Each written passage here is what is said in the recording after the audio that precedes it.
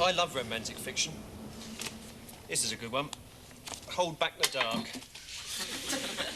Sir Henry entered the drawing room.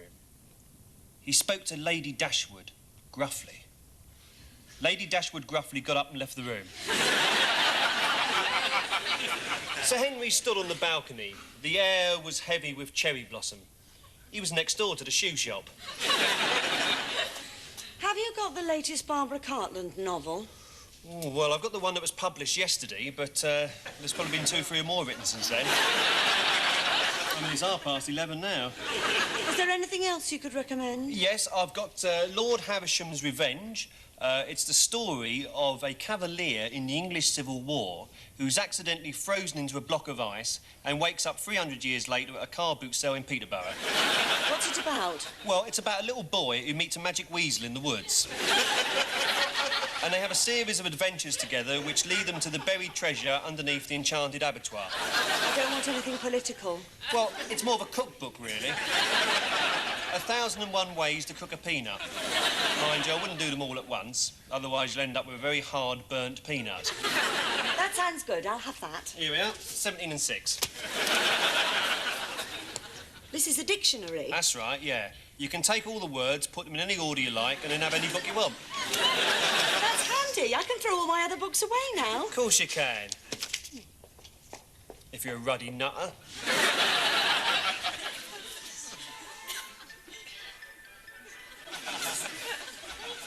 I'm sick of these books lying around all over the place. Why don't you do something about it? All right.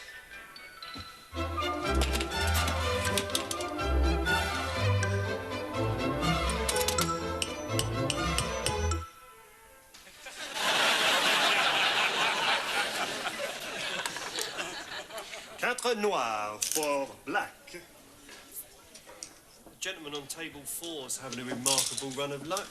We were watching him all night, boss, and if he is cheating, we've not been able to spot it. 26 black. Ah, monsieur, you are lucky again. Mesdames, messieurs, place your bets, faites vos jeux. 32 red. Are you sure that's 32? But of course, monsieur. Monsieur, it is your night. He must have some kind of assistant. Yes. There's something I've noticed he does every time. What's that? He wins. 17 noirs, 17 black. Monsieur, I cannot tell which number you have placed your chips on. 17 black. 70 black. Monsieur, it is incredible. You win again. This is no good. He's bankrupting me. We're going to have to get much closer if we're going to catch him out. What are you going to do? I'm going to disguise myself as a tiny little ball. I'll just get changed in my office. Come in.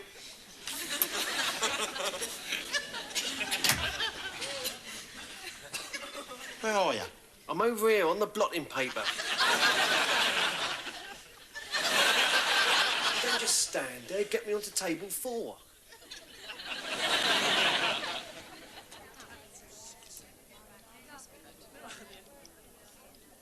Mesdames, messieurs, place your bets, faites vos jeux.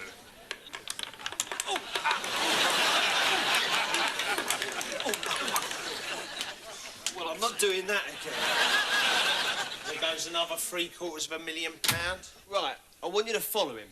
Find out who he is and where he lives. Right. And disguise yourself. I don't want him getting suspicious.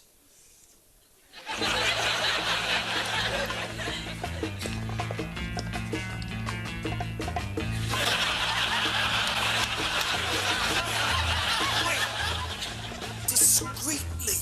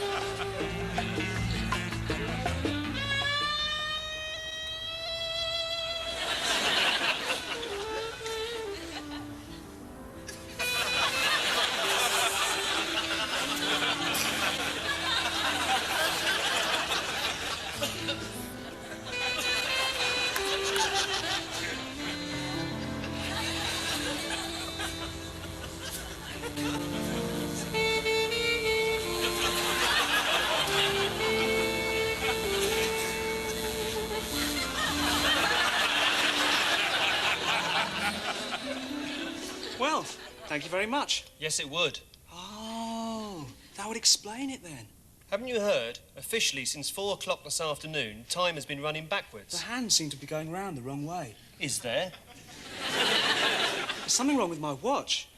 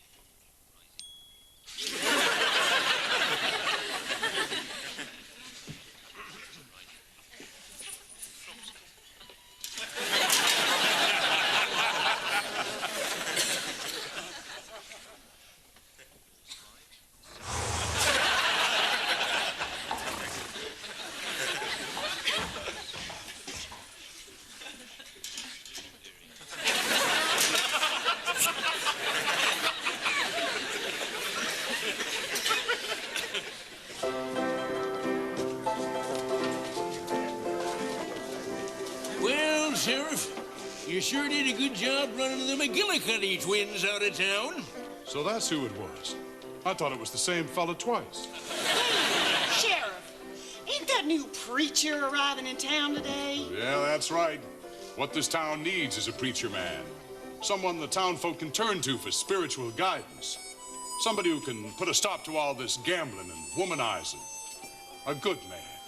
An honest man. A man of God. Ah, such a face. Oh, what a bleeding dump. Here, son, do you want to make a contribution to the church fund? Hey, come on. Right, that should get me pissed tonight. Right, say, can't let's have a beer down here, then? Coming right up, stranger. That's right, yeah, lovely. Blimey, has the price gone up since you served me? Thanks very much. Cheers. Say, who are you, stranger? Gord, you've got some ugly-looking women here, haven't you? Well, I'm the new preacher, as a matter of fact. Where are you from, partner? Partner? We're not married, are we? I'd have remembered you. I'd have remembered that tongue, anyway. No, I'm from a one-horse town. Why did you leave? Somebody shot the horse. That finished my fun on a Friday night. Nah, what the old-timer means is what brings you to Tombstone. Tombstone? Ooh, that's a depressing name for a place, isn't it? What's the next town along called, then? Bleeding Miseryville? Here, let's have a game of cards. Yeah, but you're a preacher man. Yeah, and you're overacting. That doesn't stop us playing cards, does it? A little special shuffle here. Here we go. All right, we'll see it again. Here we go.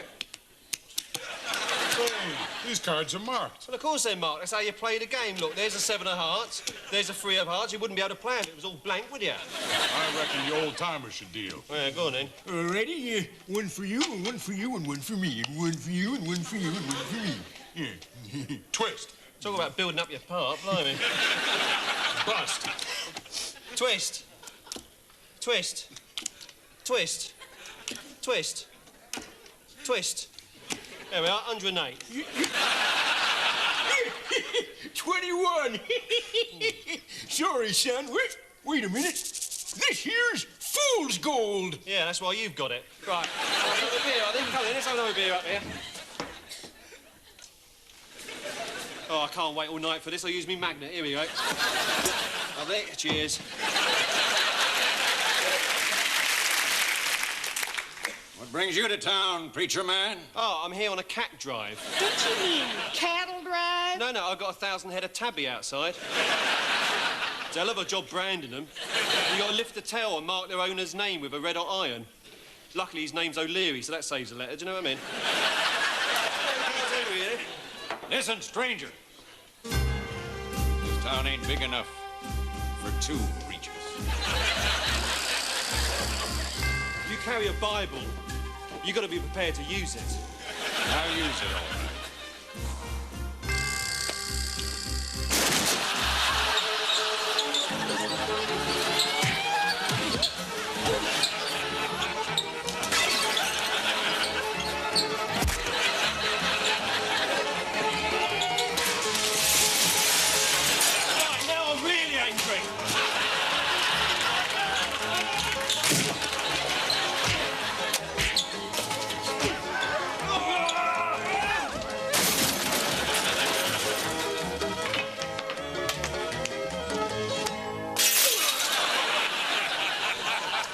Give me an headache in the morning. That was 60% proof. Is that right? Yeah, it's fine.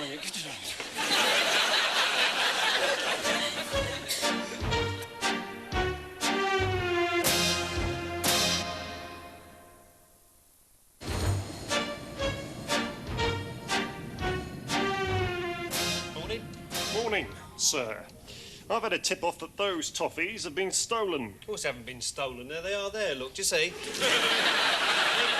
Right. Well, thanks for clearing that one up. That's all right. Sorry to have troubled you. Always a pleasure to help the police. Newspaper, please. There we are, Fruitmans. What's this? 22nd of October, 1954? That's right, today's newspaper. This is 40 years out of date. Oh, I see what's happened. You've fallen asleep in your armchair and you're having a dream. You're dreaming it's the 1990s. It doesn't feel like a dream to me. Well, I can show you. Is this the sort of thing that happens in real life?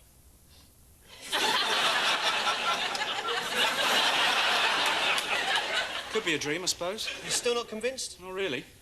How about this? No,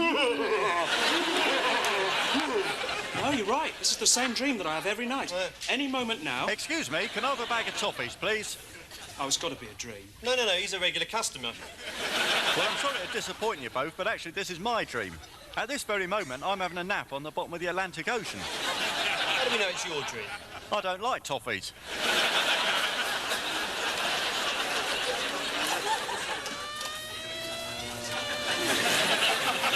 Well, she's a bit of all right, isn't she? Right. Tomorrow morning at 10:30, we are going to rob Barclays Bank in the High Street. Now, 2 minutes before 10:30, I want you, Terry, to park the getaway car here on the corner of Anscott Road. Yeah, but that's a double yellow line. Don't worry about that. We'll only be in the bank for a couple of minutes. You say 10:30? Yeah. It's a traffic warden. Yeah. Has his breakfast in that snack bar there every morning at 10:30. You park there, he'll nick you. All right, we'll park on this bit of waste ground here, look. No, you can't do that. They're building a new Tesco's there. I must say, it's about time. If I want to do any shopping, I've got to go all the way up to the arcade here, look. If we can't park there, and we can't park there, where are we going to park? Now, I'll tell you what we do. We'll have to make sure that traffic warden doesn't have his breakfast at 10:30. Well, how are we going to do that? We'll nobble him. Where does he live? He lives in Pollen Lane, down here. Number 27. How's he afford a place like that on traffic warden's money? I don't know. His grass needs cutting, though. All right, well, never mind that. What are we going to do about this traffic warden? Well, suppose you pour a load of concrete down his front path, yeah? Yeah, use this porridge. Comes out his house in the morning, walks down his front path. Look, he's covered in concrete. That slows him down. Oh, no. What's that on my feet? I don't know. It's very heavy, though. I'm starving. Here I am. By the time he gets to the snack bar, it's 11:30. No. He'll just go through the car wash here, look. What you want to do is keep him awake all night so he can't get up in the morning. How are you going to do that? Here's his house here, right? He sleeps up in the front bedroom. You break through the side window into his living room and you put a record on the stereo. Walk in the Black Forest.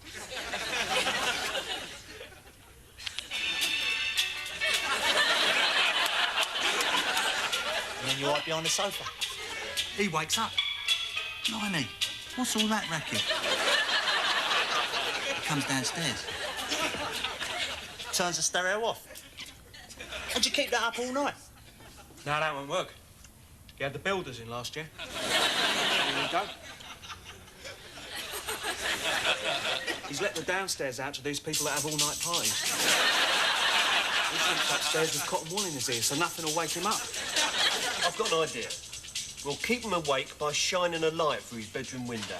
How are you going to do that? Well, you set up a huge reflector here to pick up the beam from the lighthouse over here.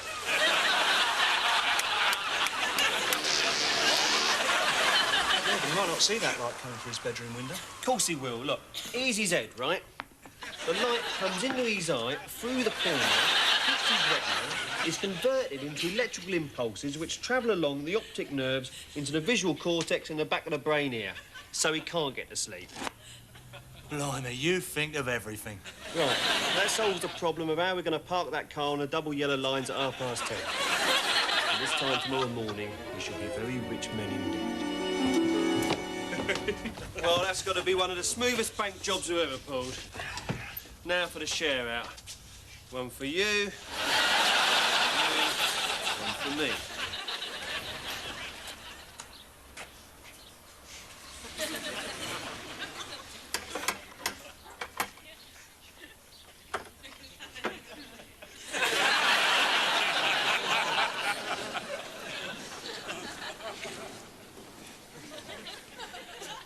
Excuse me, I'm a witness in the Fabrizi case. If you'd just like to take a seat, please, sir. Thank you. Can I borrow your teeth? My teeth? Yeah, it's just that you've got a nice smile, you see, and I want to make a good impression on the jury. Well, I'm sure you will anyway. You witness for the defence? No? You witness for the prosecution? Yes. I guessed right, then. I can sum people up like that, you know. I should have been a judge. Really? I got the wig and the little hammer at home. Have you? I got them off my brother-in-law. He's a bald auctioneer. Witness for the prosecution, eh? You've got guts. Guts? I wouldn't like to give evidence against Frank Mad Dog Fabrizi. Mad Dog? Yeah, he's Yorkshire Terrier out to see a psychiatrist. He thought he was Frank Sinatra. How could a dog end up thinking that? No, the psychiatrist thought he was Frank Sinatra. So he had to see another psychiatrist, and he thought he was Frank Sinatra. That's bad luck. Two psychiatrists thinking they're Frank Sinatra. No. The first psychiatrist... right, the first psychiatrist thought he was Frank Sinatra, and the second psychiatrist thought that he was also Frank Sinatra, and... Oh, I can't be bothered with this. Look, here's a summary of the entire anecdote. All right, you can read it later. You... I once gave evidence against Big Jack Sledgehammer McCoy. What happened? He smashed every bone in me body, apart from the small bone in me little toe. Why didn't he smash that one? He ate it. The police had to give me a whole new identity. I used to be Cilla Black. Are you all right, Chuck? Are you all right? We got a lower prizes, Chuck. Yes. I can see the resemblance now. Of course, these days I get called as an expert witness, you know. Oh, really? And pray, what is your particular area of expertise? Well, I can read a man's character by the patterns on his jumper. Can you? See that bloke over there? Cable knit sweater, one sleeve slightly longer than the other. I reckon he's an axe murderer. Mr. Cannon, please. Yeah. Well, he looked perfectly normal to me. Well, appearances can be deceptive.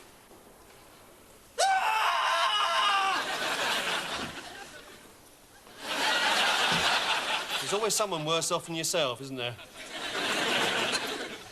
You're right, Chuck. Of course, it's Rudolf Hess I feel sorry for. Fancy having to spend all those years trapped inside Spandau Ballet. Forced to play keyboards against his will. During the Second World War, my uncle worked for the Ministry of Defence. He was a backroom boffin. After a couple of years, they promoted him. They made him a front-room boffin. It was only up the corridor, but it meant a lot to him, you know. His particular expertise lay in the area of camouflage. And in 1942, he carried out a series of experiments at a top-secret location. he took the whole concept of camouflage into a completely new direction.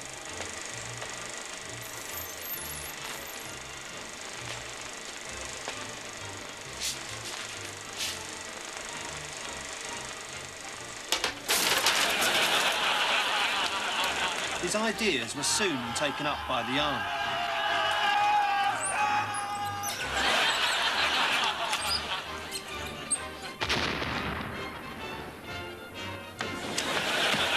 And then for the Royal Navy, he camouflaged the battleship.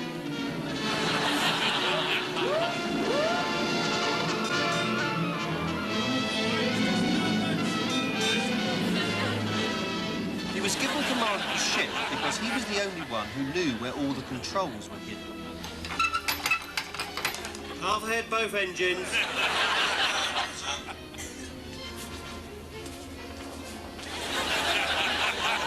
Any sign of the convoy, number one? Nothing to report, sir. Steer 190. 190, sir. Are you not going to be much longer? I've got the washing up to do. Madam, may I remind you, we are at war with Germany. Oh, well, I can't help that. I've got to get the dinner on. He then joined the RAF, where he developed a new camouflage for aeroplanes which were painted to blend in perfectly with their surroundings.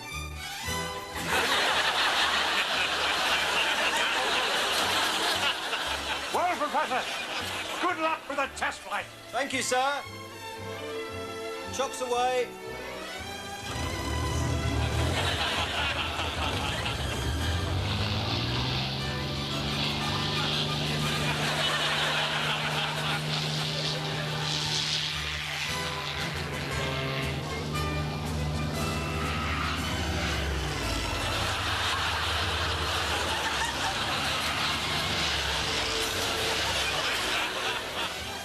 Look at the way he's handling that plane. In fact, his war work was so successful that Churchill himself awarded him with a special medal, heavily camouflaged as a punch in the face.